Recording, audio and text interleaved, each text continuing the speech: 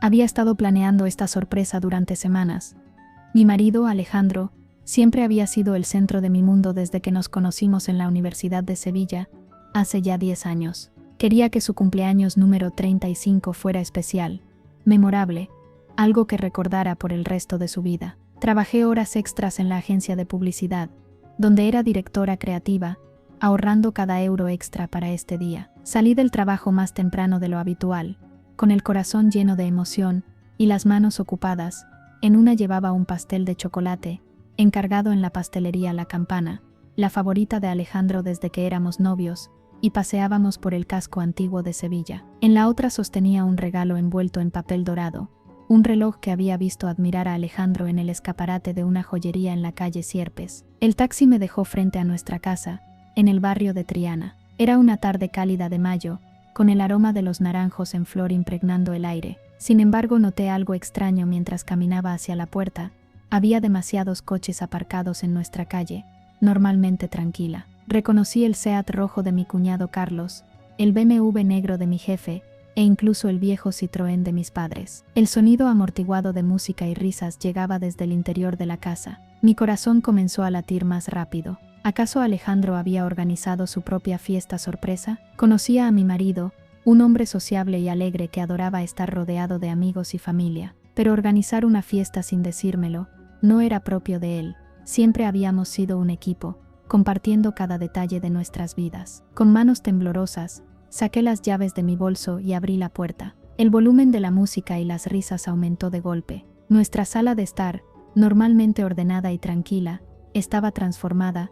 Globos dorados y serpentinas colgaban del techo, una pancarta con feliz cumpleaños. Alejandro dominaba una pared, y en el centro de la habitación, una mesa estaba llena de tapas, jamón ibérico, quesos manchegos, botellas de fino y manzanilla. Reconocí rostros familiares entre la multitud. Mi mejor amiga, Elena, con quien había compartido mis planes para sorprender a Alejandro, me miró con una expresión que no supe descifrar. ¿Era culpa? ¿Lástima? Desvió la mirada rápidamente, fingiendo estar absorta en una conversación con su marido. Mi jefe Antonio estaba en un rincón riendo con un grupo de compañeros de trabajo de Alejandro. Nunca lo había visto tan relajado, con la corbata floja y una copa de vino en la mano. Por un momento olvidé que era mi superior, y solo vi a un hombre disfrutando de la fiesta. Mis padres estaban sentados en el sofá, charlando animadamente con los padres de Alejandro. Ver a nuestras familias juntas siempre me había llenado de alegría, pero esa tarde sentí una punzada de inquietud. Dejé el pastel y el regalo en una mesa cercana,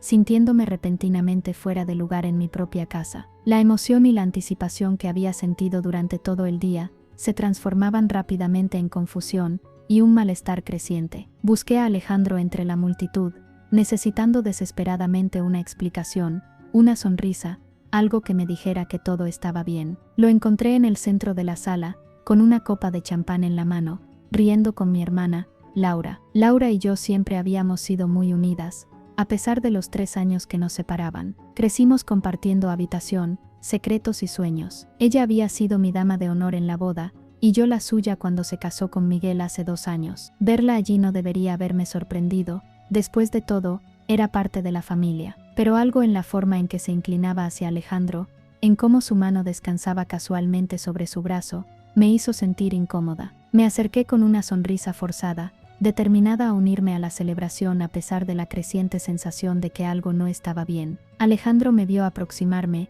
y por un segundo, solo un segundo, vi algo en sus ojos, culpa, miedo. Desapareció tan rápido, que me pregunté si lo había imaginado. Cariño, exclamó con una sonrisa que no llegó a sus ojos. Qué sorpresa verte aquí tan temprano. Sus palabras me golpearon como un puñetazo en el estómago. ¿Sorpresa? ¿En la fiesta de cumpleaños de mi propio marido? ¿En nuestra casa? Antes de que pudiera responder, Laura se giró hacia mí. Su sonrisa era demasiado brillante, sus ojos demasiado alegres. Hermanita, por fin llegas. Ya estábamos empezando a preocuparnos. Quise decir algo, preguntar qué estaba pasando, por qué nadie me había dicho nada sobre esta fiesta, pero las palabras se atascaron en mi garganta. Y entonces Laura hizo algo que cambiaría nuestras vidas para siempre. Se inclinó hacia Alejandro y lo besó en los labios. No fue un beso rápido, un simple gesto de felicitación entre cuñados. Fue un beso largo, apasionado, el tipo de beso que Alejandro y yo solíamos compartir cuando éramos recién casados, el tipo de beso que no había visto en sus labios desde hacía meses. El tiempo pareció detenerse. La música, las risas, todo se desvaneció. Solo podía ver a mi marido y a mi hermana besándose como si fueran los únicos en la habitación, como si yo no existiera. Cuando finalmente se separaron, Laura se giró hacia mí con una sonrisa que nunca olvidaré. No había remordimiento ni vergüenza, solo una fría satisfacción. «Ups, te pillé», dijo con un tono burlón que me heló la sangre. El silencio cayó sobre la sala como una manta pesada. Todos los ojos estaban puestos en mí, esperando mi reacción. Sentí que me faltaba el aire, que las paredes se cerraban a mi alrededor. Miré a Alejandro buscando en sus ojos alguna señal del hombre del que me había enamorado, del hombre con el que había compartido los últimos 10 años de mi vida. Pero lo único que vi fue a un extraño, alguien que había estado viviendo bajo mi techo, compartiendo mi cama, mientras planeaba destruir todo lo que habíamos construido juntos. Quise gritar, llorar, exigir una explicación, pero antes de que pudiera encontrar mi voz, mi madre se acercó. La mujer que me había criado, que me había enseñado sobre el amor y la lealtad, me miró con una frialdad que nunca había visto en sus ojos. «Firma los papeles del divorcio y desaparece de aquí», dijo con una voz que no reconocí. Sus palabras fueron como un golpe físico. Sentí que el aire abandonaba mis pulmones, que el suelo se abría bajo mis pies. Mi propia madre, ¿cómo podía estar de acuerdo con esto? Miré a mi alrededor buscando un rostro amigo, alguien que estuviera tan horrorizado como yo por lo que acababa de suceder, pero solo vi expresiones de lástima, incomodidad, y en algunos casos, diversión apenas disimulada. En ese instante entendí la verdad.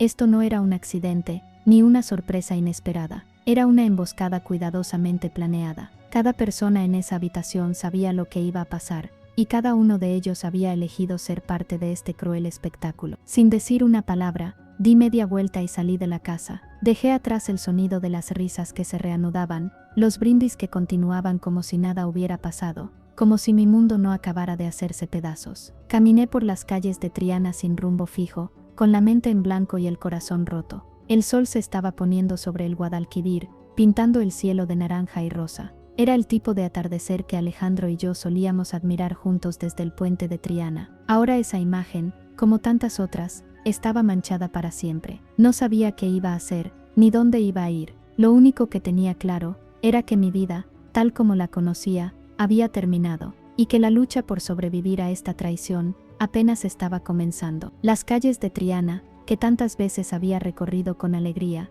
ahora me parecían un laberinto sin salida. Caminé sin rumbo, dejando que mis pies me llevaran lejos de la pesadilla en la que se había convertido mi hogar. El bullicio habitual del barrio, con sus bares de tapas y terrazas llenas de gente, contrastaba cruelmente con el vacío que sentía en mi interior. Llegué al puente de Triana casi sin darme cuenta. Me detuve en medio, mirando las aguas del Guadalquivir que fluían imperturbables bajo mis pies. ¿Cuántas veces Alejandro y yo habíamos paseado por ese puente haciendo planes para nuestro futuro? Ahora esos recuerdos se sentían como fragmentos de la vida de otra persona. El sol se había puesto por completo, y las luces de la ciudad comenzaban a reflejarse en el río. En cualquier otra noche, esa vista me habría reconfortado. Hoy solo servía para recordarme todo lo que había perdido. Mi mente no dejaba de reproducir la escena que acababa de presenciar: el beso entre Alejandro y Laura, la mirada burlona de mi hermana, la frialdad de mi madre. Cada detalle se repetía una y otra vez, como una película de terror que no podía detener. ¿Cómo habían llegado las cosas a este punto? ¿Cuánto tiempo llevaba esta traición gestándose bajo mis narices? Intenté recordar si había habido señales, momentos en los que debería haber sospechado algo,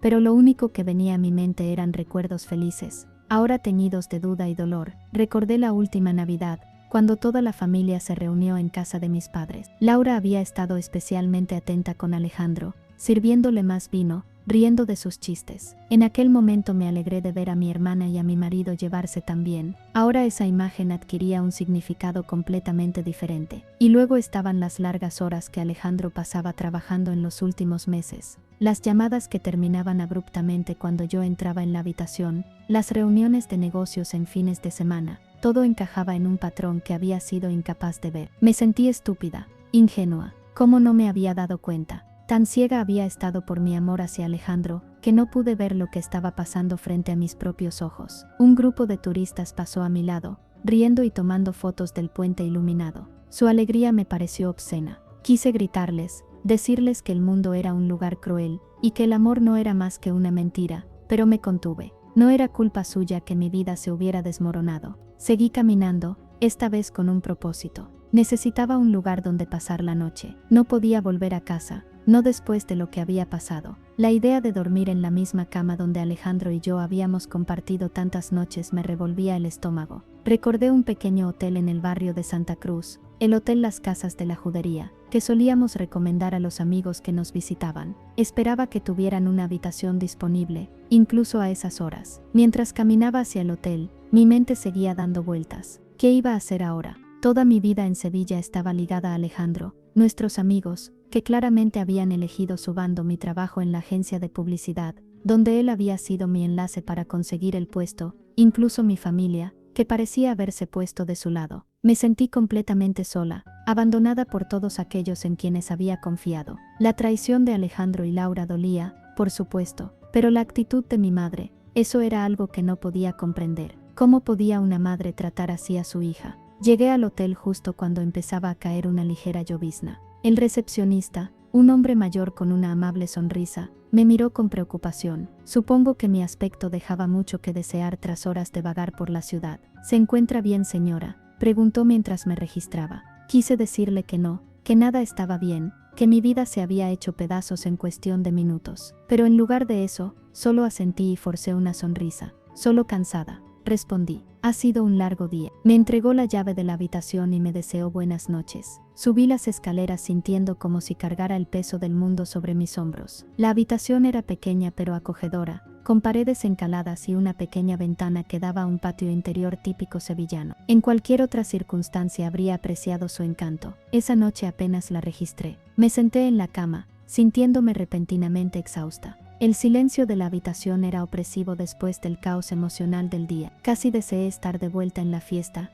gritando exigiendo respuestas. Cualquier cosa parecía mejor que ese silencio que me obligaba a enfrentar la realidad de mi situación. Saqué el teléfono del bolso. Una parte de mí esperaba ver llamadas perdidas de Alejandro, mensajes pidiéndome que volviera, que todo había sido un malentendido. Pero la pantalla estaba vacía. Ni siquiera mi mejor amiga Elena, que había estado en la fiesta, se había molestado en contactarme. La realidad me golpeó con toda su fuerza. Estaba sola, verdaderamente sola. Las lágrimas que había estado conteniendo durante horas finalmente se liberaron. Lloré por el amor que había perdido, por la familia que me había traicionado, por la vida que ya no tendría. Lloré hasta que no me quedaron más lágrimas, hasta que el agotamiento me venció y caí en un sueño inquieto. Me desperté sobresaltada en medio de la noche, desorientada en la habitación desconocida. Por un segundo todo pareció normal, pero enseguida los eventos del día anterior volvieron a mí como una avalancha. Me levanté y me acerqué a la ventana. La ciudad dormía ajena a mi dolor. Las calles estrechas de Santa Cruz, normalmente bulliciosas y llenas de vida,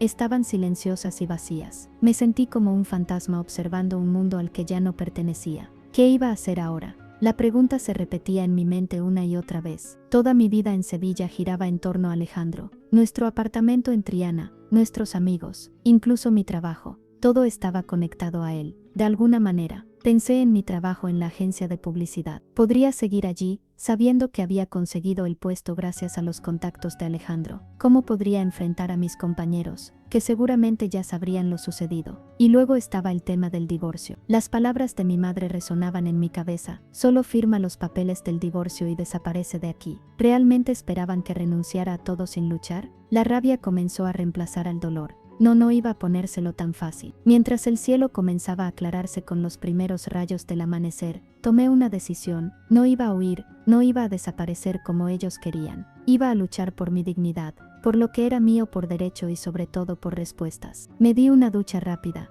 y me puse la ropa del día anterior. No tenía nada más, pero eso no importaba. Había cosas mucho más importantes que preocuparme por mi apariencia. Salí del hotel con el sol apenas asomando sobre los tejados de Sevilla. Las calles comenzaban a cobrar vida con los primeros trabajadores dirigiéndose a sus empleos, y los bares abriendo para servir los primeros cafés del día. Mi primer destino fue un cajero automático. Necesitaba saber cuánto dinero tenía a mi disposición. Para mi alivio, mi cuenta personal, separada de la que compartía con Alejandro, tenía fondos suficientes para mantenerme durante un tiempo. Al menos no tendría que preocuparme por eso de inmediato. Después me dirigí a una cafetería cercana. Necesitaba cafeína, y un plan. Mientras sorbía mi café con leche y mordisqueaba una tostada con tomate y aceite, comencé a hacer una lista mental de mis próximos pasos. Primero necesitaba un abogado, alguien que pudiera asesorarme sobre mis derechos y ayudarme a navegar el proceso de divorcio que evidentemente se avecinaba. No conocía a ninguno personalmente,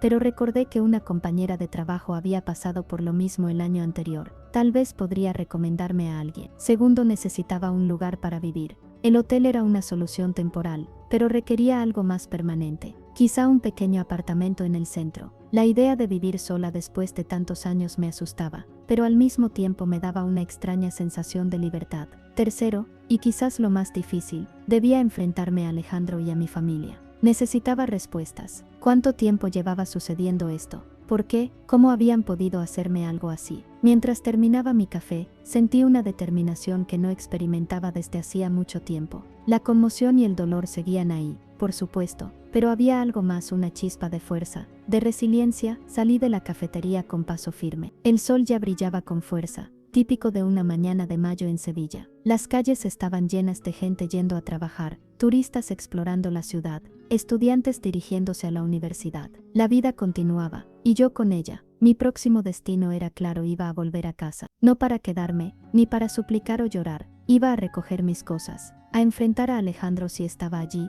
y a dar el primer paso hacia mi nueva vida. Mientras caminaba por las calles que también conocía, sentí una mezcla de emociones. Miedo, sí, pero también una creciente sensación de poder. Ya no era la mujer ingenua que había entrado a esa fiesta de cumpleaños el día anterior, era una superviviente, alguien que había sido traicionada de la peor manera posible, y aún así, seguía en pie. No sabía qué me esperaba en casa o en el futuro, pero estaba lista para enfrentarlo, lista para luchar, lista para reconstruir mi vida. Conocí el apoyo de aquellos que alguna vez llamé familia. Giré la esquina de nuestra calle en Triana. Nuestro edificio, un hermoso ejemplo de arquitectura andaluza con su fachada blanca y sus balcones de hierro forjado, se alzaba frente a mí. Respiré hondo y avancé. Era hora de enfrentar lo que viniera. Con el corazón latiendo con fuerza, introduje la llave en la cerradura de la puerta de nuestro piso. El silencio que me recibió era ensordecedor, tan diferente al bullicio de la fiesta de la noche anterior. Entré con cautela, como si fuese una intrusa en mi propio hogar.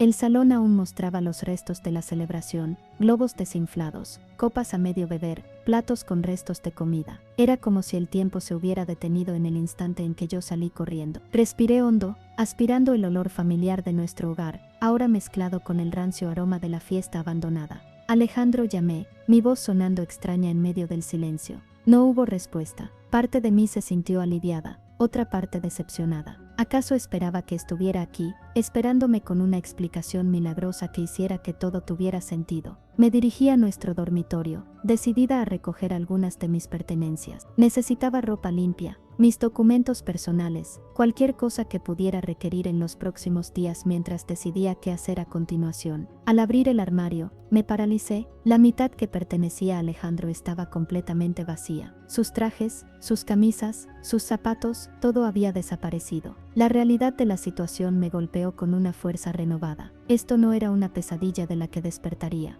Era real, estaba sucediendo. Me senté en la cama, nuestra cama, sintiendo cómo las lágrimas volvían a brotar, pero esta vez, junto con la tristeza, sentí crecer una nueva emoción, ira hacia Alejandro por su traición, ira hacia Laura por su crueldad, ira hacia mis padres por su fría indiferencia, ira hacia todos nuestros supuestos amigos que habían sido cómplices de esta farsa. Me levanté de un salto y comencé a empacar con furia. Metí ropa en una maleta sin prestar atención a lo que cogía. Mientras lo hacía, mis ojos se posaron en la mesita de noche. Allí, en un portarretratos de plata, había una foto nuestra de la luna de miel en Grecia. Sonreía a la cámara, el mar Egeo de fondo, nuestros rostros radiantes de felicidad y amor. Tomé el portarretratos y lo lancé contra la pared con todas mis fuerzas. El cristal se hizo añicos, los fragmentos cayendo al suelo como una lluvia de estrellas rotas. Por un momento me quedé mirando los restos, sintiendo una extraña satisfacción en la destrucción. Terminé de empacar en un estado de trance, moviéndome por la casa como un autómata. Recogí mis documentos del escritorio,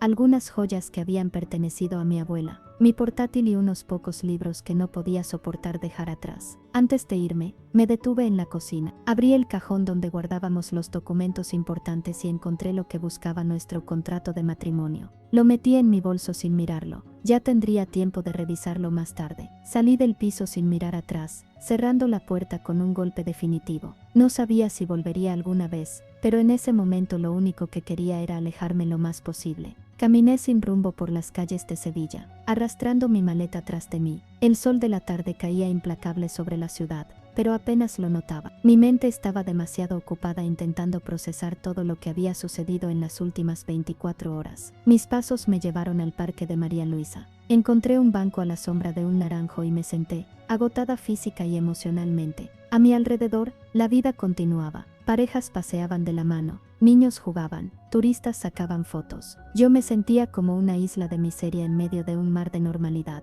Saqué mi teléfono y miré la pantalla. Ningún mensaje, ninguna llamada perdida. El silencio de Alejandro, de Laura, de mis padres, era ensordecedor. Realmente esperaban que simplemente desapareciera de sus vidas. Abrí mi lista de contactos y me detuve en el nombre de Elena, mi supuesta mejor amiga. Ella había estado en la fiesta. Había sido testigo de mi humillación. ¿Por qué no me había llamado? ¿Por qué no había intentado contactarme? Con un movimiento decidido, borré su número. Si esa era su idea de amistad, no la necesitaba en mi vida. Seguí desplazándome por mis contactos, eliminando nombre tras nombre, amigos que habían estado en la fiesta, compañeros de trabajo que seguramente ya sabían lo sucedido, familiares que habían elegido el bando de Alejandro y Laura. Con cada nombre borrado, sentía que cortaba lazos con mi vida anterior. Cuando terminé, mi lista de contactos había quedado reducida a un puñado de nombres. Me sentí extrañamente liberada, como si hubiera dejado caer un peso que ni siquiera sabía que cargaba. El sol comenzaba a ponerse, tiñendo el cielo de naranja y rosa. Decidí que era hora de buscar un lugar donde pasar la noche. No podía volver al hotel Las Casas de la Judería.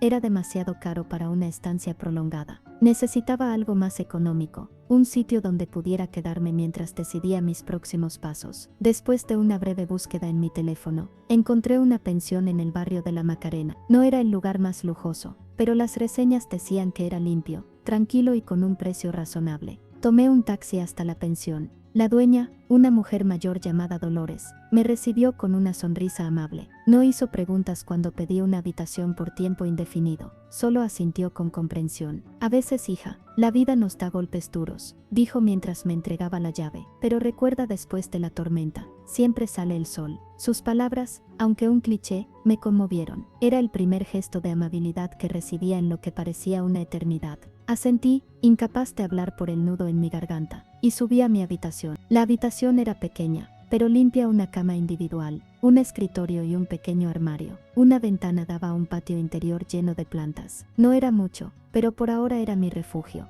Me senté en la cama y saqué el contrato de matrimonio de mi bolso. Mis manos temblaban mientras lo abría. Comencé a leer, tratando de entender los términos legales. Según el documento, en caso de divorcio cada uno se quedaría con lo que había aportado al matrimonio. Dado que el piso lo habíamos comprado juntos, tendríamos que venderlo y dividir las ganancias. Pero había algo más, una cláusula que no recordaba haber leído antes. En caso de infidelidad comprobada, la parte afectada tendría derecho a una compensación económica. Mi corazón dio un vuelco. ¿Podría ser esto una luz al final del túnel? Decidí que necesitaba asesoramiento legal. Mañana mismo buscaría un abogado. No iba a dejar que Alejandro y Laura se salieran con la suya tan fácilmente. Esa noche, acostada en la cama desconocida, me permití llorar por última vez. Lloré por el amor que había perdido, por la familia que me había traicionado, por la vida que ya no tendría. Pero también lloré por la mujer que había sido ingenua, confiada. Esa mujer había muerto en la fiesta de cumpleaños de Alejandro.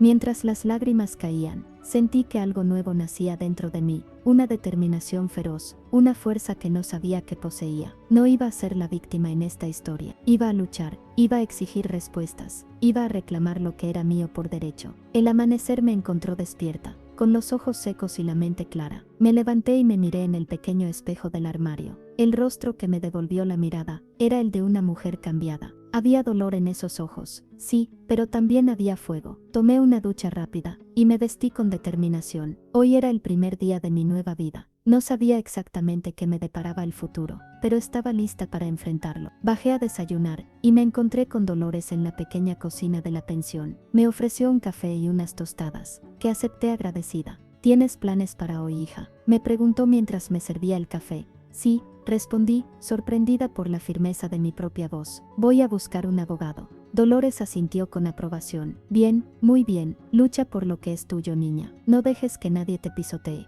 Sus palabras me dieron ánimo. Terminé mi desayuno y salí a la calle. El sol brillaba en el cielo azul de Sevilla, como si el universo quisiera recordarme que a pesar de todo, la vida continuaba. Saqué mi teléfono y comencé a buscar abogados especializados en derecho familiar. Encontré uno con buenas reseñas, no muy lejos de donde me encontraba. Llamé y, para mi sorpresa, me dieron una cita para esa misma mañana. Mientras caminaba hacia el despacho del abogado, sentí una mezcla de nervios y determinación. No sabía exactamente qué iba a pasar, pero sabía una cosa con certeza. Esto no era el final, era solo el comienzo de un nuevo capítulo en mi vida. La traición de Alejandro y Laura, la frialdad de mis padres, la pérdida de mis amigos, todo eso dolía, y seguiría doliendo por mucho tiempo. Pero no iba a dejar que ese dolor me definiera. Iba a usar esa experiencia para hacerme más fuerte, más sabia, más resiliente. Llegué al edificio donde se encontraba el despacho. Antes de entrar, me detuve un momento y respiré hondo. Vamos allá, me dije a mí misma.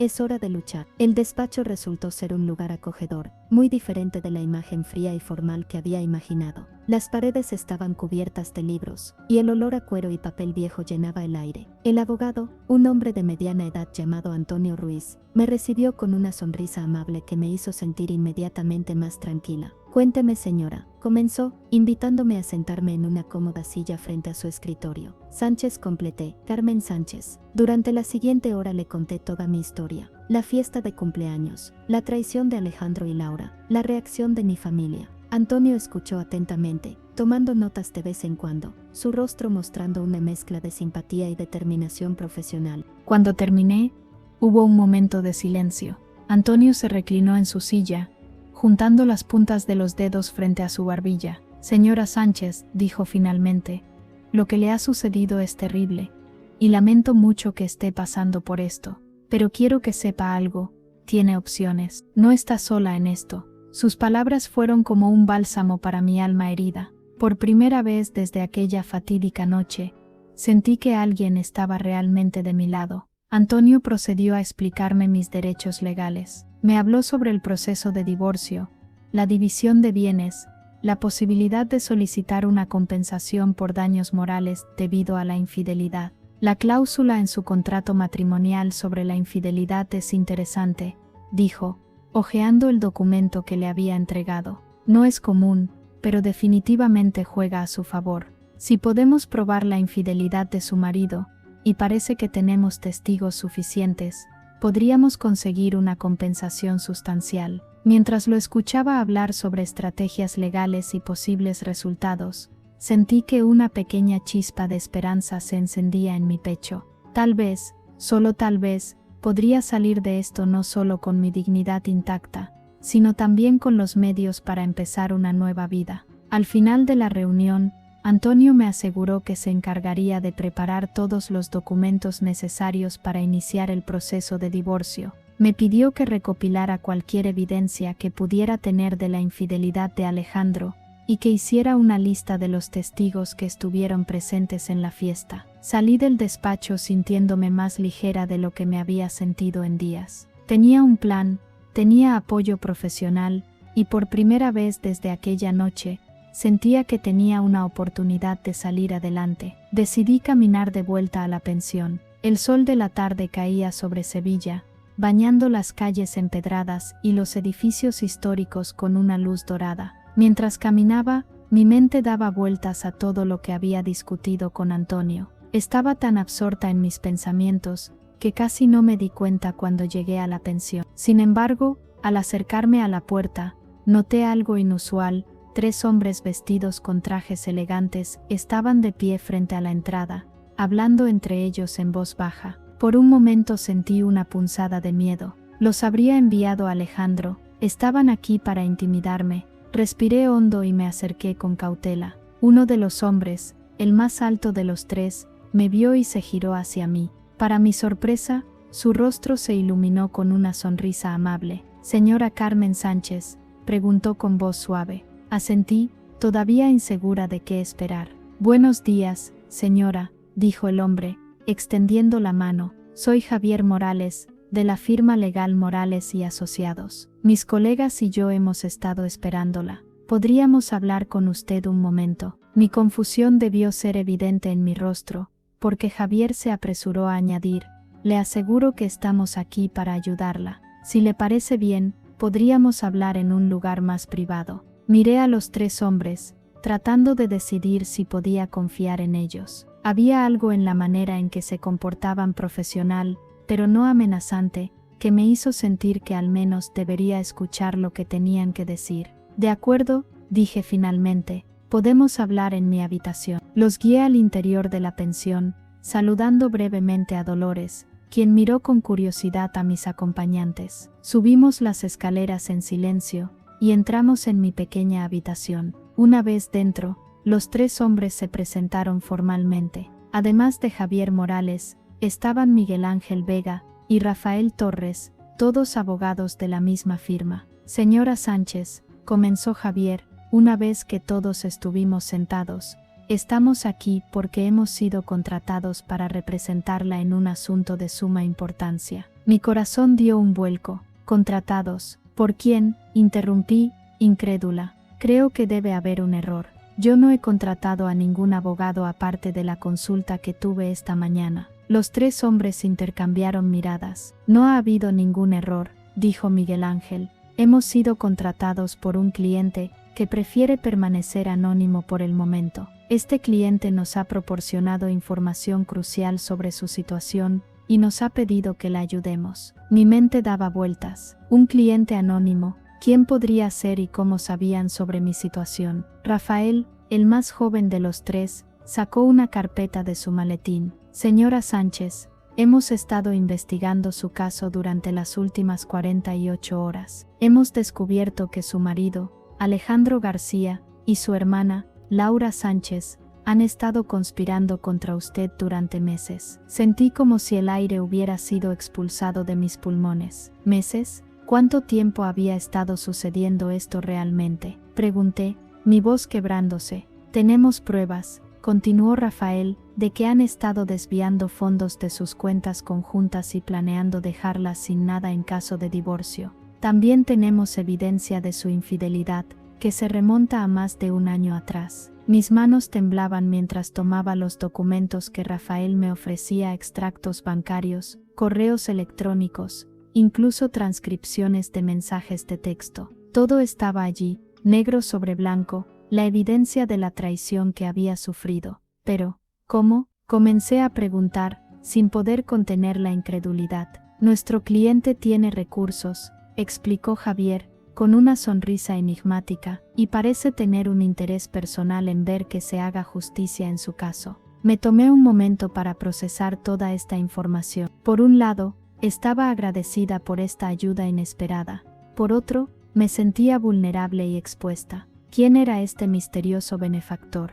¿Qué quería realmente? ¿Y qué proponen exactamente?, pregunté finalmente. «Queremos representarla en su divorcio», dijo Miguel Ángel. «Con la evidencia que tenemos, podemos asegurar que no solo recuperará lo que es suyo por derecho, sino que también recibirá una compensación sustancial por los daños emocionales y financieros que ha sufrido. Además», añadió Javier, «podemos ayudarla a proteger su reputación. Tenemos contactos en los medios que pueden asegurarse de que su lado de la historia sea escuchado, si así lo desea». Me quedé en silencio por un momento, tratando de asimilar todo. Era mucho para procesar, pero una cosa estaba clara: esta era una oportunidad que no podía dejar pasar. «¿Y qué pasa con sus honorarios?», pregunté, recordando repentinamente mi precaria situación financiera. Los tres abogados sonrieron. «No tiene que preocuparse por eso», dijo Javier. «Nuestro cliente se ha ofrecido a cubrir todos los gastos legales. Usted no tendrá que pagar nada». Sentí una mezcla de alivio y sospecha. ¿Quién era este misterioso benefactor? ¿Por qué estaba tan interesado en ayudarme? ¿Qué quería a cambio? ¿Este cliente anónimo?, pregunté, incapaz de ocultar mi escepticismo. ¿Quiere algo a cambio? Nada, respondió Javier con firmeza. Nuestro cliente solo quiere ver que se haga justicia. No se le pedirá nada a cambio, se lo prometo. Miré a los tres hombres, tratando de detectar cualquier señal de engaño, pero todo lo que vi fueron rostros sinceros y determinados. Necesito tiempo para pensar en esto, dije finalmente. Por supuesto, dijo Javier, poniéndose de pie, tómese el tiempo que necesite. Aquí está nuestra tarjeta. Llámenos cuando esté lista para proceder. Los tres hombres se despidieron cortésmente y salieron de la habitación, dejándome sola con mis pensamientos y una carpeta llena de evidencias que podrían cambiar mi vida. Me senté en la cama, la cabeza dándome vueltas. En cuestión de horas, había pasado de sentirme completamente sola y derrotada a tener un equipo de abogados de alto perfil ofreciéndome su ayuda.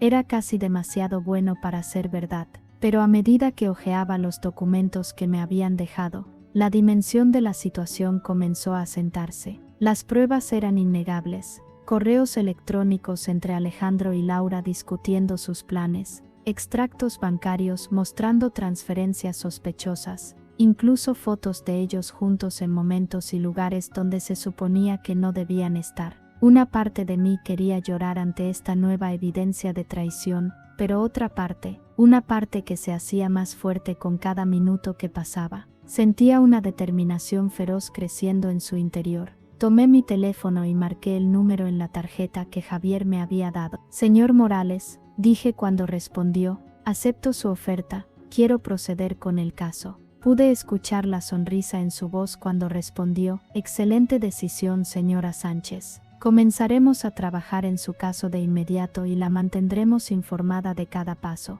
Cuando colgué, me sentí diferente. Ya no era la víctima indefensa que había sido hace unos días. Ahora tenía poder, tenía recursos y, más importante aún, tenía la verdad de mi lado. Me acerqué a la ventana y miré hacia la calle. El sol se estaba poniendo sobre Sevilla, tiñendo el cielo de naranja y rosa. Era hermoso, pero ya no me hacía sentir nostálgica o triste. En cambio sentí como si estuviera viendo el comienzo de algo nuevo. No sabía qué me depararía el futuro, pero por primera vez en días me sentí esperanzada. Alejandro y Laura habían intentado destruirme, pero en su lugar me habían hecho más fuerte. Mientras el último rayo de sol desaparecía en el horizonte, hice una promesa silenciosa: no solo iba a sobrevivir a esto, iba a triunfar, y cuando todo terminara, sería yo quien tendría la última palabra. Con esa resolución en mente, comencé a planear mi próximo movimiento. La batalla apenas comenzaba,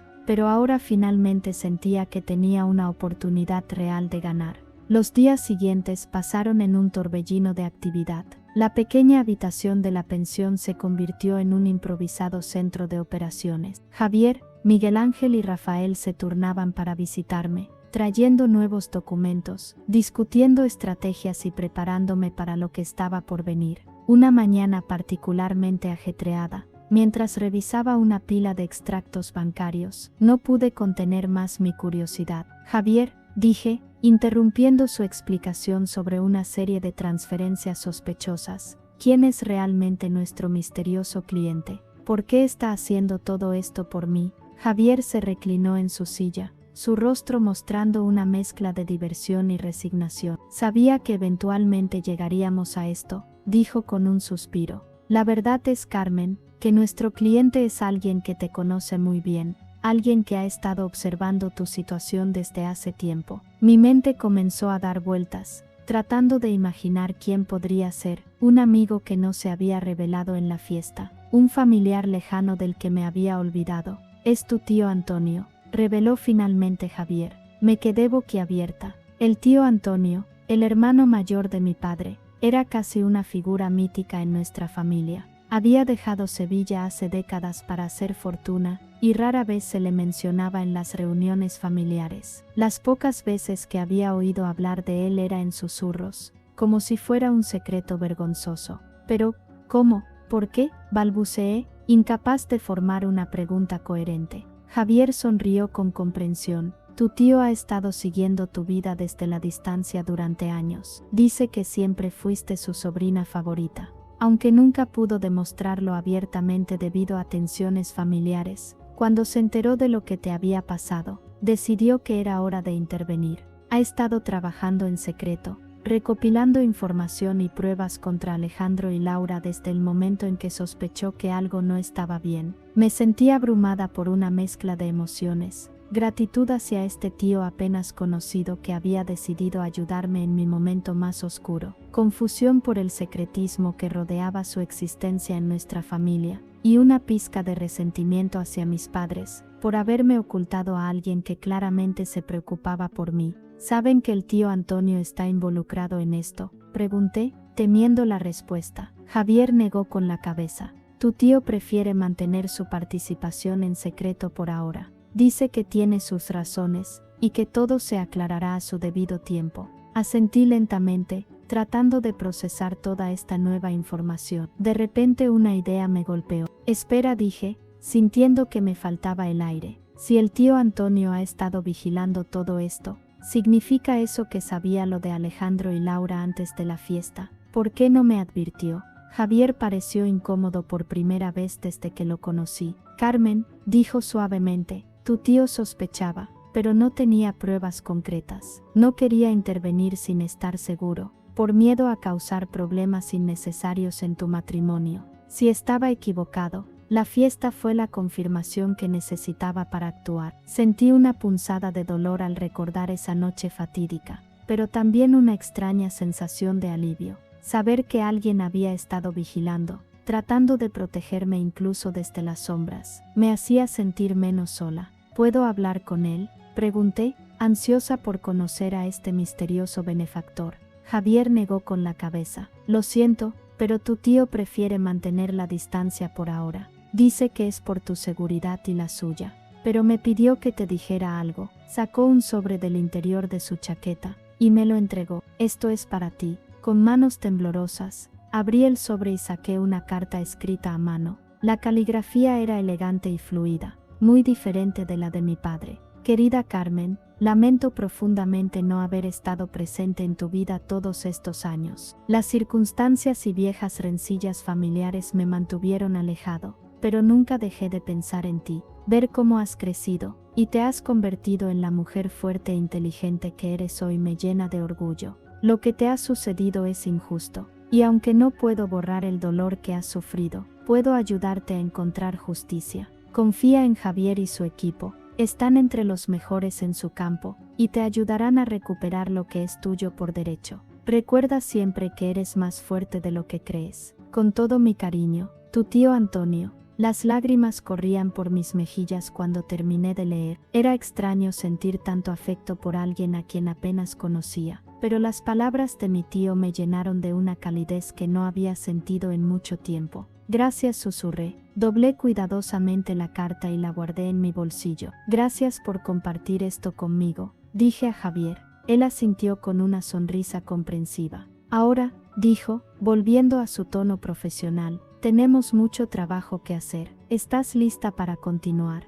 Asentí con determinación renovada. Teníamos una batalla legal que ganar. Los días siguientes fueron un frenesí de preparativos. Revisamos cada detalle de mi vida con Alejandro, cada transacción financiera, cada interacción sospechosa. Rafael, el más joven del equipo legal, resultó ser un genio con la tecnología. Logró recuperar mensajes y correos electrónicos borrados, que proporcionaron aún más evidencia de la infidelidad y el engaño financiero. Miguel Ángel, por su parte, se enfocó en preparar mi testimonio. Pasamos horas practicando cómo responder a posibles preguntas, cómo mantener la calma bajo presión, cómo presentar mi versión de la historia de la manera más clara y convincente posible. Recuerda, me decía una y otra vez, no dejes que te provoquen. Mantén la calma, responde con honestidad y deja que las pruebas hablen por sí mismas. Mientras tanto, Javier se encargaba de los aspectos más amplios del caso. Coordinaba con investigadores privados, se reunía con posibles testigos y negociaba con los abogados de Alejandro. Una tarde, mientras tomábamos un descanso de nuestras sesiones de preparación, Javier me dio una noticia sorprendente. Carmen, dijo, su voz mezclada con una nota de triunfo, hemos logrado algo importante. Hemos conseguido que tu madre acceda a testificar a tu favor. Me quedé sin aliento. Mi madre, dije, pero ella estaba del lado de Alejandro. Ella fue quien me dijo que firmara los papeles del divorcio y desapareciera. Javier sonrió. Parece que tu madre ha tenido un cambio de corazón. Según ella, Alejandro y Laura la engañaron, le hicieron creer que tú eras la que había sido infiel. Cuando se dio cuenta de la verdad, quedó devastada y quiere hacer las cosas bien. Sentí una mezcla de emociones, alivio, esperanza, pero también una punzada de dolor por la facilidad con la que mi madre había creído lo peor de mí. ¿Y mi padre?, pregunté, temiendo la respuesta. La sonrisa de Javier se desvaneció un poco. Tu padre, bueno, él sigue siendo leal a Alejandro. Parece que tienen algunos negocios juntos, y tu padre no quiere arriesgar esa relación. Asentí, sintiendo una punzada de decepción, pero no sorpresa. Mi padre siempre había sido un hombre de negocios ante todo. No te preocupes, continuó Javier con renovado entusiasmo. Con tu madre de nuestro lado, más todas las pruebas que hemos reunido, tenemos un caso sólido. Alejandro y Laura no sabrán que los golpeó. A medida que se acercaba la fecha del juicio, sentí que mi ansiedad aumentaba. A pesar de toda la preparación, a pesar de todas las pruebas a nuestro favor, no podía evitar sentir miedo. ¿Y si algo salía mal? ¿Y si Alejandro y Laura de alguna manera se salían con la suya? La noche antes del juicio, no pude dormir. Me paseaba por la pequeña habitación de la pensión, repasando mentalmente todo lo que habíamos preparado. Cerca del amanecer, agotada y nerviosa, salí a dar un paseo. Las calles de Sevilla estaban tranquilas a esa hora temprana. Caminé sin rumbo, dejando que el aire fresco de la mañana despejara mi mente. Mis pasos me llevaron a la Catedral de Sevilla, su imponente estructura alzándose contra el cielo que comenzaba a aclararse. Me senté en los escalones, mirando la Giralda, y recordé todas las veces que había pasado por aquí con Alejandro, felices y enamorados. ¿Cómo habíamos llegado a esto? Pero mientras el sol comenzaba a asomarse sobre los edificios, sentí que algo cambiaba dentro de mí. Ya no era la mujer ingenua que había entrado en esa fiesta de cumpleaños semanas atrás. Era más fuerte, más sabia, y estaba lista para luchar. Me levanté, sacudiendo el polvo de mi ropa. Era hora de volver y prepararme para el día más importante de mi vida. Mientras caminaba de regreso a la pensión, sentí una determinación férrea sentarse en mi pecho. Hoy era el día. Hoy enfrentaría a Alejandro y Laura. Hoy lucharía por mi dignidad, por mi futuro, por la justicia. Y con la ayuda de Javier, Miguel Ángel, Rafael y el apoyo silencioso de mi misterioso tío Antonio, sabía que tenía una oportunidad real de ganar.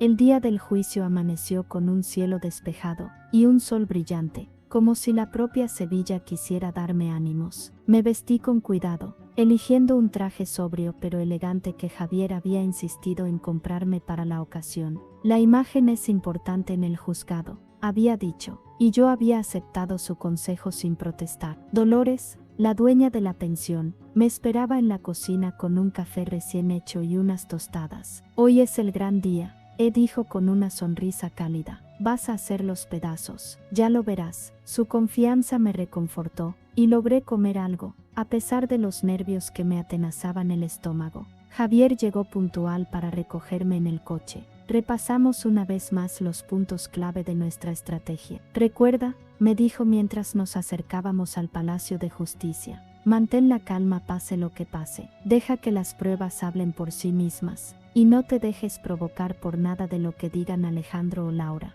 Asentí, respirando profundamente para calmar mis nervios. Cuando el imponente edificio del Palacio de Justicia apareció ante nosotros, sentí que mi determinación se fortalecía. Estaba lista para esto. Al entrar en la sala del tribunal, lo primero que vi fueron las caras de Alejandro y Laura. Estaban sentados juntos, inclinados en una conversación susurrada. Cuando me vieron, Alejandro palideció visiblemente, mientras que Laura me lanzó una mirada de desprecio que me habría herido semanas atrás. Hoy, sin embargo, me resbalaba como agua sobre aceite. Mi madre estaba sentada en la parte trasera de la sala. Nuestras miradas se cruzaron y vi remordimiento en sus ojos. Le di un pequeño asentimiento, aceptando su presencia como el gesto de apoyo que era. El juicio comenzó con las declaraciones iniciales. El abogado de Alejandro, un hombre de aspecto severo llamado Ramón Suárez, Pintó un cuadro de mí como una esposa vengativa y emocionalmente inestable, exagerando una situación desafortunada para obtener ganancias financieras. Cuando fue el turno de Javier, sentí una oleada de orgullo al ver cómo desmontaba metódicamente cada una de las afirmaciones de Suárez con una elocuencia que me dejó impresionada. Señoría, concluyó Javier, lo que veremos hoy no es simplemente el final de un matrimonio, es la exposición de un elaborado plan para despojar a mi clienta de su dignidad, sus bienes y su futuro. Pero la verdad saldrá a la luz, y la justicia prevalecerá. A medida que el juicio avanzaba, me di cuenta de que Javier no había exagerado cuando dijo que teníamos un caso sólido. Cada pieza de evidencia que presentábamos era como un clavo en el ataúd de las mentiras de Alejandro y Laura. Los correos electrónicos y mensajes de texto, recuperados por Rafael, mostraban sin lugar a dudas la planificación de su engaño. Los registros financieros revelaban un patrón de desviación de fondos imposible de explicar como simples errores contables. Pero el momento más impactante llegó cuando mi madre subió al estrado. Vi cómo Alejandro se tensaba claramente. No esperaba este giro de los acontecimientos. Con voz temblorosa al principio, pero ganando fuerza a medida que hablaba, mi madre relató cómo Alejandro y Laura la habían manipulado. Me avergüenzo profundamente de haber dudado de mi propia hija, dijo con lágrimas en los ojos. Pero ahora veo la verdad, y no puedo quedarme callada ante esta injusticia. Sentí mis propias lágrimas amenazando con caer, pero las contuve. Este no era el momento para la emoción, necesitaba mantenerme fuerte. Cuando llegó mi turno de testificar, sentí como si todo el aire hubiera sido succionado de la sala. Todos los ojos estaban sobre mí. Mientras tomaba asiento en el estrado, miré directamente a Alejandro. Al jurar decir la verdad, su expresión era una mezcla de miedo y desafío. Con voz clara y firme, relaté nuestra historia, cómo nos habíamos conocido en la universidad, cómo habíamos construido una vida juntos, y cómo todo se había desmoronado en esa fatídica fiesta de cumpleaños. Hablé de la confusión y el dolor que había sentido, de la traición no solo de mi marido y mi hermana, sino de toda mi red de apoyo. Lo que más me dolió, dije, mirando directamente al juez, no fue solo la infidelidad, fue darme cuenta de que toda mi vida había sido una mentira cuidadosamente construida, que las personas en las que más confiaba habían estado conspirando a mis espaldas durante meses, tal vez años. Vi cómo el rostro del juez se suavizaba con simpatía, pero no había terminado. Continué, enderezando mis hombros. Estoy aquí hoy no como una víctima, sino como una superviviente. Estoy aquí para reclamar no solo lo que es mío por derecho, sino también mi dignidad y mi futuro. El contrainterrogatorio de Suárez fue brutal. Intentó hacerme parecer inestable, sugiriendo que había malinterpretado las acciones de Alejandro y Laura, que estaba exagerando la situación por venganza. Pero yo estaba preparada. Con cada pregunta capciosa, respondí con calma y claridad, apoyándome en las pruebas que habíamos presentado. Vi cómo la frustración crecía en el rostro de Suárez con cada respuesta que daba. Finalmente, después de lo que pareció una eternidad, el juez anunció que estaba listo para dar su veredicto. El silencio en la sala era tan denso que se podría haber cortado con un cuchillo. Después de considerar cuidadosamente todas las pruebas presentadas, comenzó el juez. Este tribunal encuentra que el señor Alejandro García y la señora Laura Sánchez han actuado de manera fraudulenta y con la intención de causar daño emocional y financiero a la señora Carmen Sánchez. Sentí que un peso enorme se levantaba de mis hombros. Javier apretó mi mano bajo la mesa, pero mantuve mi rostro impasible. El juez continuó detallando las consecuencias de su decisión. Alejandro tendría que devolverme todo el dinero que había desviado, más una compensación sustancial por daños emocionales. Nuestros bienes conjuntos serían divididos equitativamente, y se me concedería la propiedad completa de nuestro piso en Triana. Además, el juez ordenó una investigación adicional sobre las actividades financieras de Alejandro y Laura, sugiriendo que podrían enfrentar cargos penales. Cuando el juez golpeó su martillo, dando por concluido el juicio, sentí una mezcla de alivio, tristeza y triunfo. Era el final de un capítulo doloroso de mi vida, pero también el comienzo de algo nuevo. Afuera del juzgado, bajo el brillante sol sevillano, Javier, Miguel Ángel y Rafael me rodearon, sus rostros radiantes de satisfacción. Lo logramos, Carmen, dijo Javier, dándome un abrazo. Has sido increíblemente valiente. Mientras nos preparábamos para irnos, vi a mi madre acercarse tímidamente. Un momento de tensión antes de que hablara. Carmen, yo lo siento tanto. ¿Crees que algún día podrás perdonarme? Miré a la mujer que me había criado, que me había fallado tan profundamente, pero que finalmente había encontrado el coraje para hacer lo correcto. Sentí que algo se suavizaba dentro de mí. Necesitaré tiempo, mamá, dije suavemente, pero creo que podemos intentarlo. Ella asintió con lágrimas en los ojos, y se fue después de darme un abrazo tentativo. Mientras caminábamos hacia el coche, Javier recibió una llamada. Después de colgar, se volvió hacia mí con una sonrisa enigmática. Era tu tío Antonio, dijo. Quiere reunirse contigo. Dice que es hora de que conozcas a su sobrina favorita en persona. Sentí una oleada de emoción ante la perspectiva de conocer finalmente al hombre que había hecho todo esto posible. Esa noche, mientras me sentaba en la terraza de un café en la Plaza de España, esperando la llegada de mi misterioso tío, reflexioné sobre el viaje que había sido este último mes. Había perdido tanto: un marido, una hermana, la confianza en mis padres, pero también había ganado algo invaluable: fuerza, resiliencia y una nueva apreciación de mi propio valor. Vi a un hombre mayor acercarse, con un porte distinguido, y unos ojos que me resultaban extrañamente familiares. Cuando me vio, su rostro se iluminó con una sonrisa cálida. «Carmen», preguntó, su voz llena de emoción. Me puse de pie, sintiendo una conexión instantánea con este hombre al que apenas conocía, pero que había cambiado mi vida. «Tío Antonio», respondí, sonriendo a través de las lágrimas que amenazaban con caer. Mientras nos abrazábamos sentí que estaba cerrando un capítulo de mi vida y comenzando otro. No sabía exactamente qué me deparaba el futuro, pero por primera vez en mucho tiempo, me sentía emocionada por descubrirlo. Sevilla brillaba a nuestro alrededor, hermosa y eterna como siempre, pero ahora, en lugar de recordarme lo que había perdido, me llenaba de esperanza por lo que estaba por venir. Había sobrevivido a la tormenta, y ahora finalmente podía ver el sol en el horizonte.